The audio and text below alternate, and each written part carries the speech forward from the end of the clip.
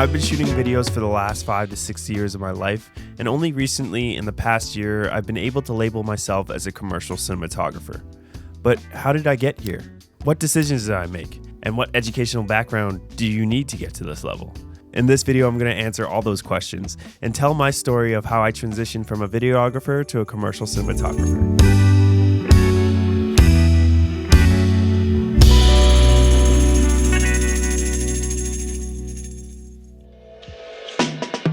The number one question I get asked is, what did I study in school? What film school did I go to?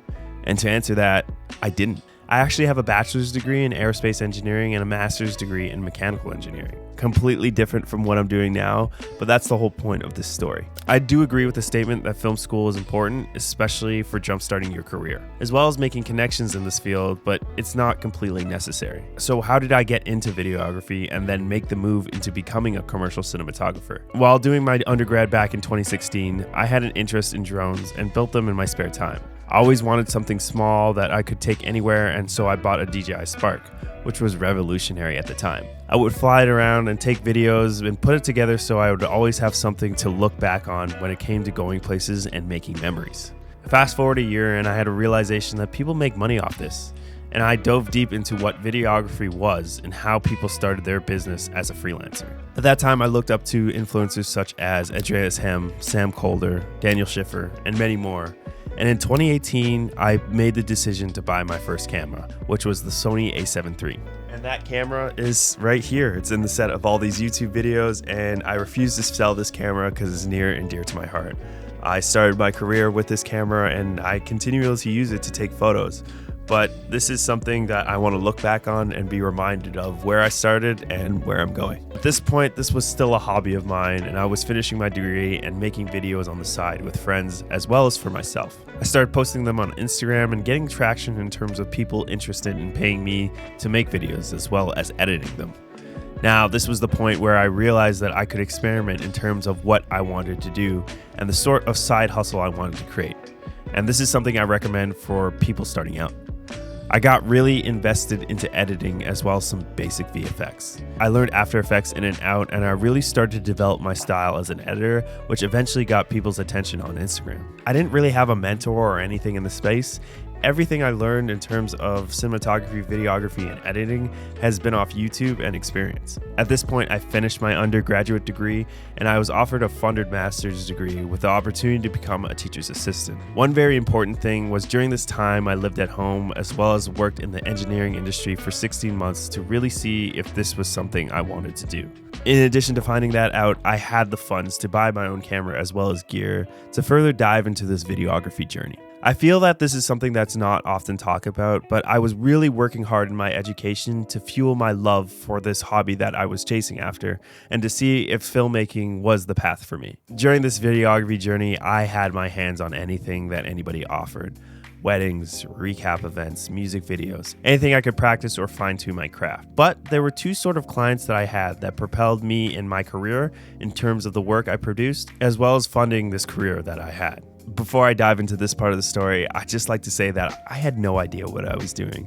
I was still pursuing my engineering career and making this as a side hustle or as a side hobby. I had no idea what a DOP was or a commercial cinematographer. I was just rolling with the punches and really falling in love with this whole aspect of video and filmmaking. The two main videos that I was producing at this point were lots of product videos that you can see in typical dropshipping ads, as well as car videos for a local car page that found me through Instagram.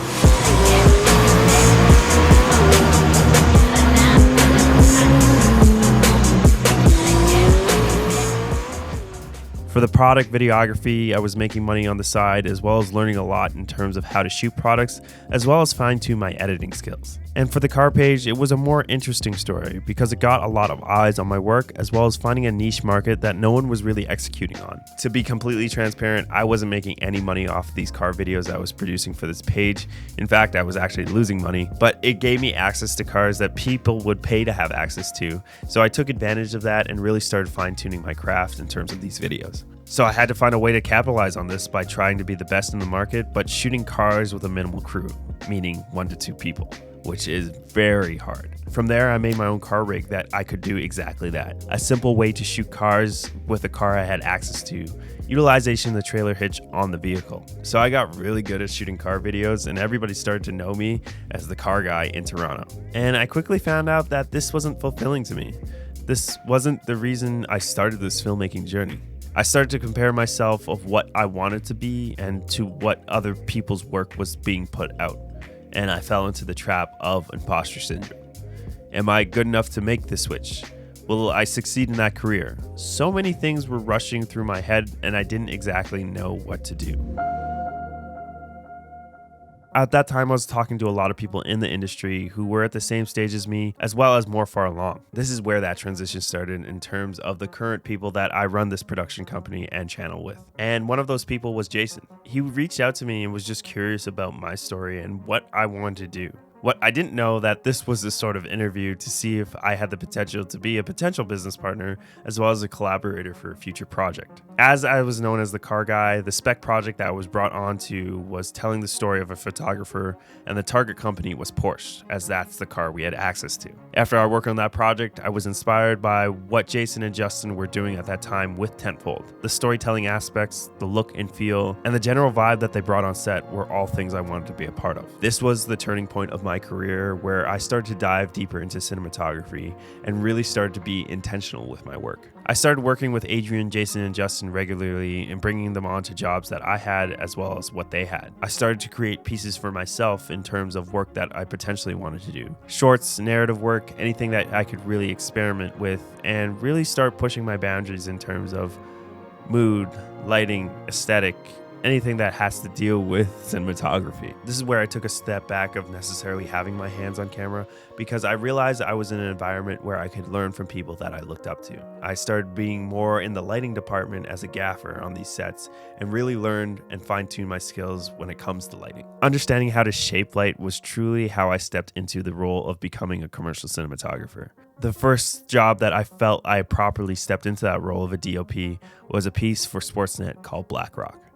I wasn't scared or uneasy with working with a big cinema camera package or a large-scale crew for us, because I was surrounded by people who were confident in my abilities as well as who genuinely trusted me. We all take different roles on set, but we all agree that this work is for Tenfold, this production company, this community that we're building. And that was the goal and always will be of mine. Over the past year of 2022, I've experimented with a lot of projects in the form of spec work as well as client work. I was finding my style and still am finding my style of being a DOP, but I was building my library of experience. You can read a book, you can watch a YouTube video, you can go to school for this career, which I recommend fully doing. But in this career, experience is king.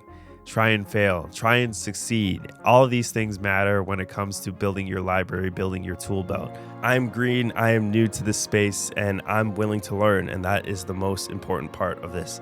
Being willing to learn, not having an ego when it comes to knowing things. I don't know everything. I am just sharing my knowledge and I'm sharing my experience with you guys in terms of what's propelled me forward and what has helped me make that transition point, because it's time, it's effort, it's so many things that people don't talk about that need to be discussed. There have been so many projects that you don't see that I consider work that is not up to par. But what I've learned from these projects has aided me in the work that we create today as a production company, as well as myself as a commercial cinematographer. And that's how I transitioned my career. A pretty unusual story, but we thought it was pretty interesting to share, to put things in perspective of what it means to become a commercial cinematographer or director of photography. If you enjoyed this video and want to learn more cinematography techniques, I actually have a video queued up here that you'll probably enjoy. Thanks for watching, and I'll see you in the next video.